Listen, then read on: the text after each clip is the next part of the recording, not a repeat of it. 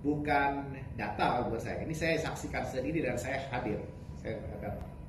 Saya menyaksikan juga ada pelabuhan yang diminta oleh daerah untuk dibangun, ya kan?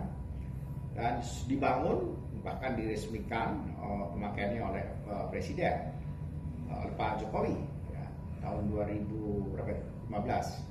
Tapi kemudian tahun 2019 saya ke sana itu sedang minta diperbaikan. Lalu saya lihat logbooknya, ada berapa sih kapal yang keluar masuk di situ? Sangat tidak ekonomis sebenarnya. Tapi itu adalah perjuangan daerah sedemikian rupa. Jadi memang ini perlu didiskusikan ya. Kalau kami di Bappenas, hal-hal yang kayak gini tuh keras kami. Nah, senantiasa misalnya peluncuran dana-dana transfer ke daerah terkait dengan dana alokasi khusus misalnya, itu kan di tempat kami di Bappenas. Itu seringkali lokasinya itu, lokasi prioritasnya itu bisa beda gitu dari yang dirancangkan. Jadi ini ke depan saya kira saya akan benahi ini dan itu akan kita kunci ya. Ke depan kita akan kunci, tidak lagi bisa dengan sekenanya untuk di ini. Dan seringkali juga permintaannya itu terlalu banyak, akibatnya anggarannya menjadi tidak efektif, terecar-ecar kemana-mana. Saya kira itu juga bisa menjadi perhatian bagi dalam hal untuk sinkronisasi anggaran pusat dan daerah sampai di tingkat kabupaten. Tingkat nasional juga tidak bisa dibayangkan juga dengan keadaan sekarang ini dan keadaan-keadaan sebelumnya. Kita lihat saja misalnya anggaran-anggaran yang tersedia itu kan mandatorinya sudah banyak ya. Mandatorinya itu sudah misalnya 20% untuk pendidikan, meskipun ada yang juga dialirkan lewat transfer daerah, kemudian untuk kesehatan ya dan seterusnya, kemudian pembayaran bunga utang, dan itu room ya, fiskal room untuk APBN tingkat nasional itu juga sempit saya kira ya. Karena itu kita membutuhkan kadang-kala defisit. Jadi defisit itu juga saya agak sedikit berdebat juga soal ini, karena kita ingin berapa sih sebenarnya suntikan APBN terhadap seluruh total GDP kita supaya bisa bergerak sebenarnya. Kalau rule of thumb-nya itu antara 17 sampai 25% ya secara konvensional. Nah, apalagi pada keadaan pandemi itu harus jauh lebih besar dari itu. Negara-negara yang lain memang sedang melakukan ini. Tapi kita memang masih justru di bawah 17%. Ada pandemi dengan tidak ada pandemi, dan kita tetap seperti ini, steady seperti ini.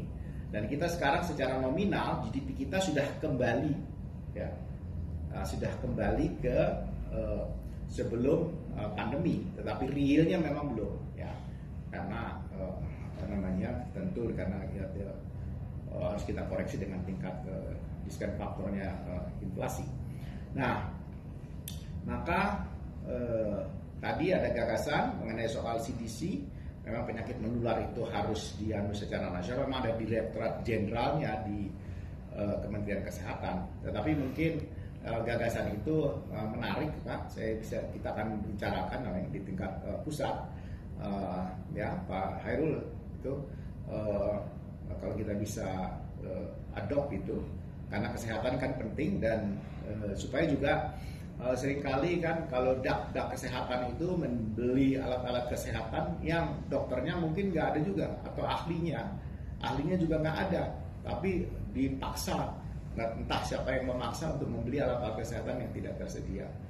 Saya misalnya contoh, dan untuk dalam rangka G20 ini misalnya, kami di Bappenas sebagai Development Working Group itu pertemuan tingkat menteri kita cari bukan yang di tempat-tempat yang yang tidak biasa gitu. Rumah sakitnya tidak memenuhi gitu kan. Kemudian jalannya tidak memenuhi. Kita coba bagaimana caranya supaya semua terpenuhi, dan akhirnya bisa terpenuhi gitu. Nah, kualifikasi ini.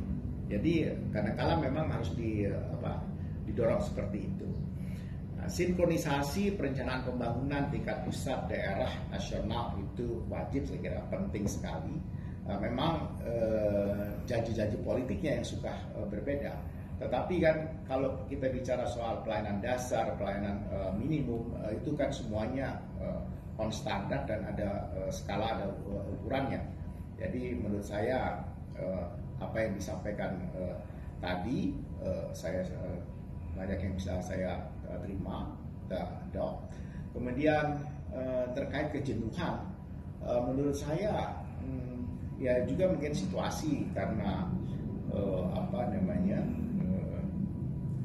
dianggap pandemi itu karena tidak menentu. Nah, ini yang diperlukan adalah soal edukasi kepada publik. Sebenarnya kejenuhan juga dihadapi oleh anak-anak sekolah, saudara-saudara.